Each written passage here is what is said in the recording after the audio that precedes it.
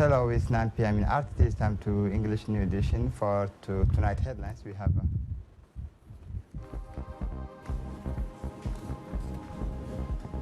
the head of state congratulates his Somalian counterpart for the celebrations of the Independence Day of Somalia. For the international scene, African Cup Nations postponed to 2022 due to COVID-19. Welcome to our newsroom. The President of the Republic, His Excellency Ismail Omar Guelleh, today wished success to his Somali counterpart, Mr. Mohamed Abdullahi Mohamed, whose country is celebrating the anniversaries of its National Day.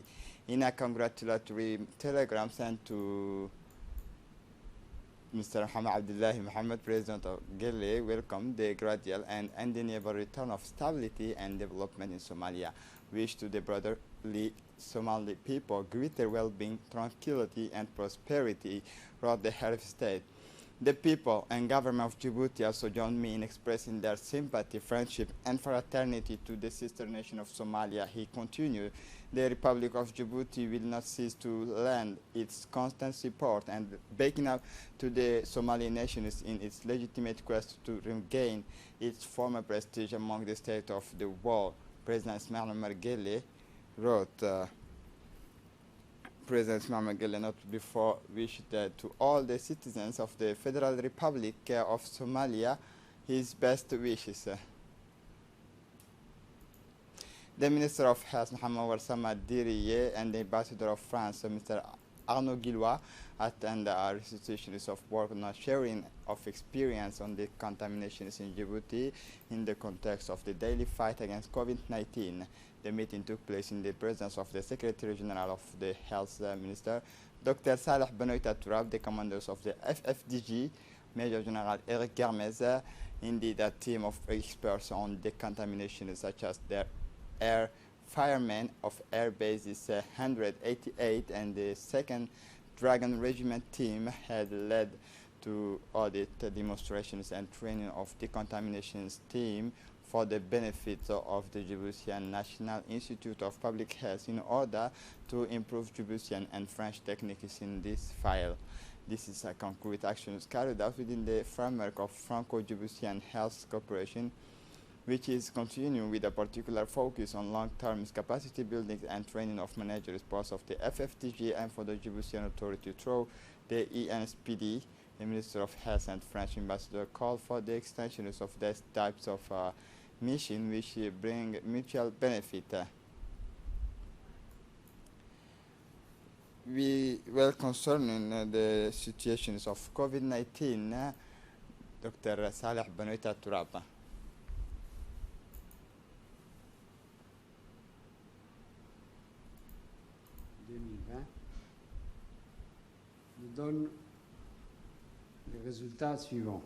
On this Wednesday, July 2020, the main data relating to the evolution of the COVID-19 epidemic in the Republic of Djibouti, as stated by the Health General Secretary, Dr. Saleh Benoita Tourab, are as follows.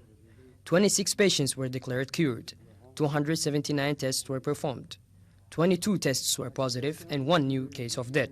The epidemiological situation is relatively low and stabilizing since the beginning of June, below 10% of the positive cases compared to the tests performed. This being said, the Ministry of Health remains mobilized and attentive on the ground to counter any risk of a new outbreak by deploying its central surveillance at all entry points. The strategy of testing, tracking, and treatment continues at each of one identified clusters, which are rapidly circumscribed, controlled, and sanitized. As always, the respect of barrier gestures remains strongly geminated to accompany this dynamic in the decline of the COVID-19 epidemic. We also remind you that the toll-free number 1517 is at your disposal 7 days a week, 24 hours a day, and that you should absolutely not hesitate to contact in case of suspicion or appearance of signs such as fever and loss of sense of smell or taste and respiratory difficulties. The overall assessment can be summarized as follows. 46,779 tests were performed, of which 4,704 people were diagnosed positive for COVID-19. 4,550 cases have been declared cured. 55 deaths have been recorded since the beginning of the pandemic in the Republic of Djibouti. Please remain vigilant, protect yourself and others. Within the framework of the Global Coalitions for Education for Fight against COVID-19 pandemic, the Minister of Communication co-chaired this afternoon with his colleague from Education as a video conference to participate in the search for a solution to counter the spread of COVID-19 so that life can resume its normal courses. The video conference brought together partners from Djibouti, such as United Nations System Coordinator in Djibouti, the representative of UNICEF in Djibouti, and regional international institutions from around the world. These institutions accompany the government of Djibouti in the implementation of an effective strategy of tele-education for the continuity of education and to fight against COVID-19, which has led to the closure of schools in our country. The fundamental role of the ICTs in economies and societies has been highlighted in our countries and is suffering around the world during the pandemic. During his speech, the Minister of Communication awarded the role of the ICT in the fight against COVID-19. Listen to the report. Cette pandémie COVID-19 a mis en évidence le rôle fondamental que joue l'éthique, les TIC, la technologie de l'information et de la communication dans nos économies et dans nos sociétés. Minister of National Education and Vocational Training, dear Director of the UNESCO Regional Office, dear Resident Coordinator of the United Nations System, ladies and gentlemen of the experts, dear participants. After the intervention of the Minister of National Education, I am particularly honored to welcome you in my turn to officially launch the opening of this meeting. If each of the structures and entities that you represent here has made a point of taking part in this meeting, it is because we are all in search of the perfect solution to counter the spread of COVID-19 so that life can resume its normal course. I thank you for being here and welcome you. This COVID-19 pandemic has highlighted the fundamental role that ICTs play in our economies and societies around the world, and has shown the world that not all of us are safe, and that we will only be able to take full advantage of ICTs if we are all connected. In Djibouti, the President of the Republic, Mr. Ismail Omar Guelleh, ordered his government in advance to take the necessary steps to stop the spread of the virus by educating their citizens on the evolution of the pandemic and the different ways to fight it. Aware that digital technologies are now an essential pillar in the preparation, and response to the effects of the COVID-19 pandemic, the Ministry of Communication in charge of Posts and Telecommunications has carried out a set of activities and procedures to connect all the actors of the ecosystem at local, national, and international levels and ensure an efficient flow of information. It is worth mentioning that various measures undertaken by my department in making use of the opportunities offered by ICTs, these are the activation of the Common Alert Protocol, which involves the use of several modes of communication to educate citizens, including the most vulnerable, about the disease and preventative measures. This protocol has enabled citizens to receive information in several ways, for example, via mobile and fixed telephones, the internet, whether it's email, Facebook, Twitter, or WhatsApp, smartphone applications, or line advertising, loudspeakers, and etc., radio and products, television. The setting up of a free emergency number, 1517, to facilitate the management of this crisis. Distance education and e-learning program, many of the facilities has been put in place to enable school children, pupils, and students to continue their learning through television and radio despite the confinement and on the internet. A large volume of free packages has been made available to the Ministry of National Education for online education. More than 300 teachers continue to benefit monthly from this package since the beginning of the confinement. Teleworking. We have democratized and facilitated across to teleworking solutions by providing companies and populations with technological offers adapted to affordable costs. The development of an official COVID-19 portal. An official COVID-19 portal has been put online not only to raise awareness on barrier gestures, symptoms, aggravating factors, but also to highlight statistics and social actions undertaken by the government. Calls for projects and innovative solutions in the fight against COVID-19. Like other countries in the world, Djibouti has made use of its digital potential to combat COVID-19 and curb its spread in the country. To address this unique crisis by its magnitude and its impact on society, the government of Djibouti, in collaboration with UNDP and the World Bank, has made a call for projects through the country's largest incubation center to collect innovative solutions to better fight against the COVID-19 pandemic.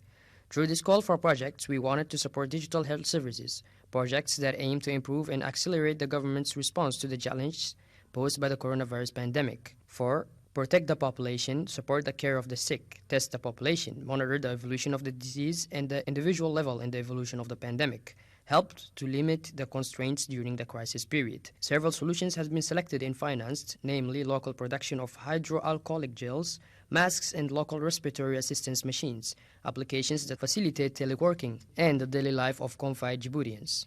Ladies and gentlemen, in this unprecedented fight against COVID-19, digital technologies have provided the government, individuals and businesses in Djibouti with the only opportunity to deal with social distancing, ensure business continuity and avoid service interruptions. For this meeting, it is my hope that your reflections will not only address the risks and threats of COVID-19, but above all, focus on approaches to build strong digital confidence in education. You have prepared yourself for this exercise, and I have no doubt that the various contributions will help to advance the reflection and to formulate relevant recommendations. Ladies and gentlemen, I declare the proceedings of the meeting open, and it is up to all of us to ensure its success.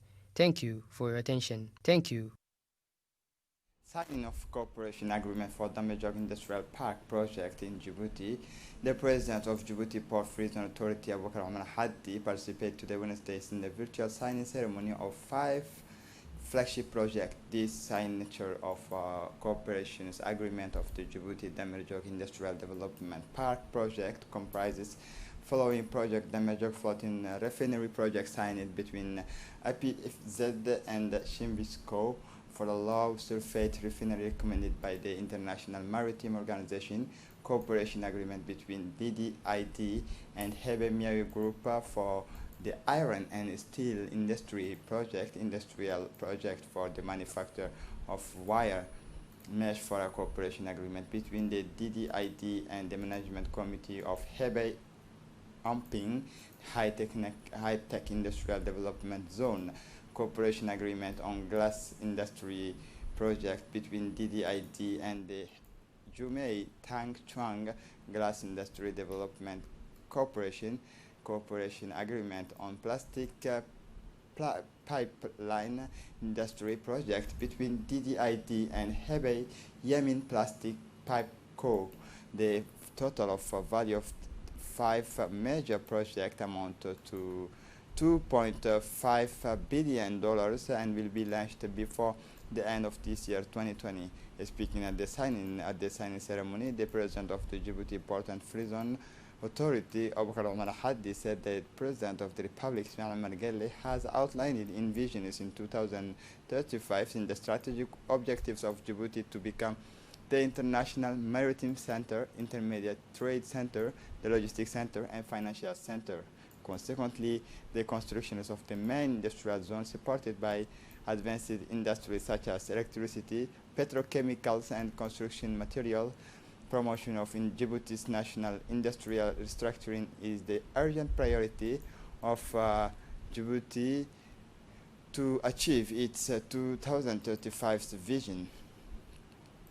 A delegation led by the Secretary General of the Ministry of Social Affairs, Solidarity, and the Secretary of State for Decentralization paid a courtesy visit to the Prefect of Tajura region to launch, discuss, and present activity carried out in the framework of integrated project for monetary transfer and the strengthening of human capital. Indeed, the Secretary General were able to have a lively exchanges of view with the various members of a committee on the follow-up of the activities to be carried out.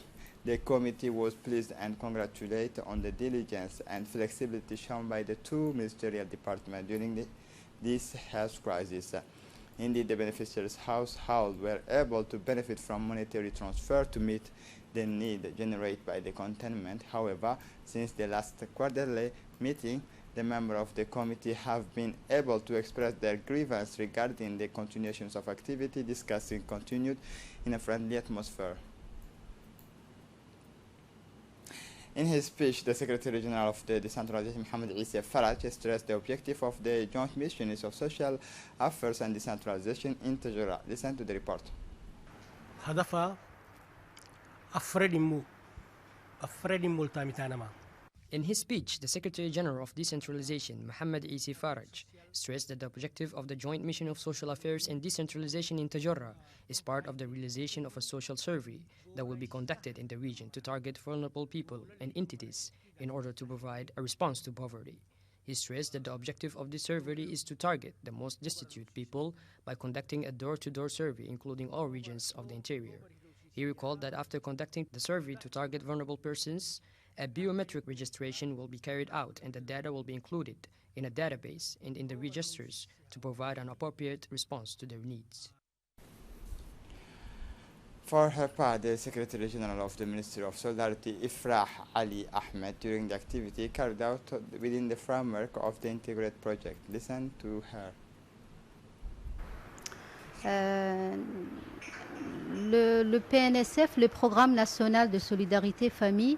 The National Family Solidarity Program, which was launched in 2016 by the President of the Republic, is only now reaching out to other regions. The other localities, sub-prefectures, etc., are also involved.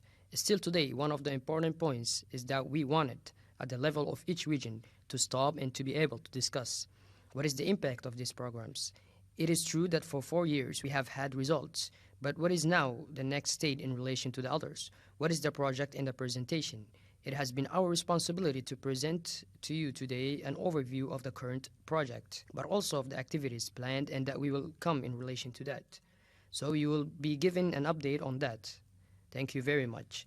This is truly a meeting of constitution and exchange. We didn't come here to present you with something, but we did come to take, to really exchange on the main thread of this program, which is already in place, which is already tied up, and which is about time. We really wanted to succeed as we did in other parts, as long as the objective today is to first of all give you an overview of the situation, an overview of the program, of the extension of the project that is in relation to the current mission, the joint mission. For the international scene in Nouakchott, the G5 Sahel want to reinforce their progress made. Listen to the report.